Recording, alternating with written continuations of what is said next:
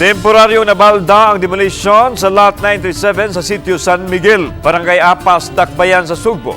Kini gumikan sa presensya sa mga personnel ug sakyanan sa Philippine Air Force sa dapit. Samtang opisyal sa Office of the Solicitor General Consulgen misuway sa pag-intervenir sa demolisyon. Aniya ang report.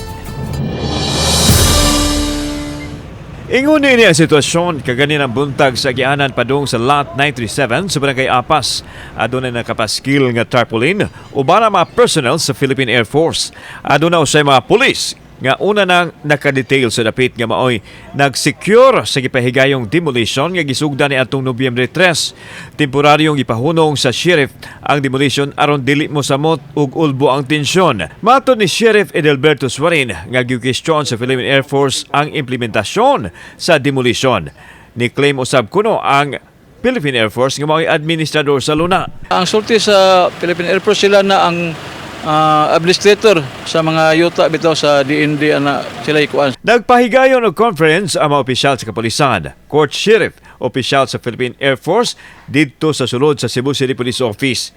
Nitambong sa tigom ang nagpailang abogado sa Office of the Solicitor General Consulgen ug ang tigpamaba usab sa plaintiff nga si Edgar Erice.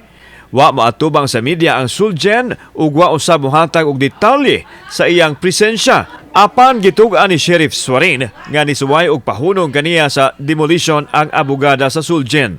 Gibarugan sa court sheriff bisan pa man sa pag-intervenir sa Office of the Solicitor General.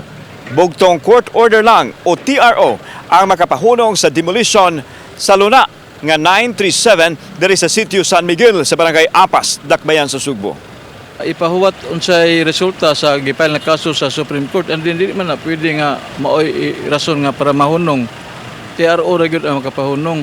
Samtang gikwestiyon ni Erice ang pagpanghilabot sa Sulgen sa isyo nga ang korte ang nagmando. Plano nilang pasakaan kini og kaso tungod sa iyang gihimo. They have to follow the law, di ba? Civilian authority is supreme over the military. Unless kung pipigilan nila, haharang sila doon sa mga kalsada, pipigilan nila. Ano yan? Abuse of authority.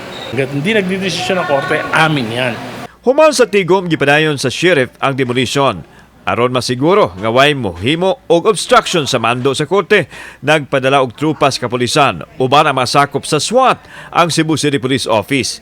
Niuban ang pangulo sa CCPO kinsa nakigistorya sa mga sundalo nga anaa sa dapit. Gipasabot nini nga gisunod lang nila ang gimbutan sa balaod o ang rule of law. Pag walang dala yung Office of the Philippine Air Force or yung galing sa Office of the Solicitor General, eh talagang ipapatupad natin yung batas. Kaya sabi ko kanina, no one is above the law. Samtang walay ni usa ka opisyal sa Philippine Air Force nga anaa sa ground ang nagpa-interview. Apan sa phone interview ni Chief Viscom PIO Major Israel Galorio, gipadayag nini nga ang presensya sa mga sundalo naghatag lang og seguridad sa dakong kalihukan nga gipahigayon sulod sa Viscom ug dili ang Lot 937. Sa pikas bahin, padayong gipangita sa mga lumulupyo ang tabang sa gamhanan, ilabi na ang relocation site. Wa usab sila'y kasayuran sa presensya sa mga sundalo sa Lot 937. Naguol gyud kaayo mi kay sukad November 3 hangtod karon wala pa namo nakita ang temporary relocation nga giingon sa city.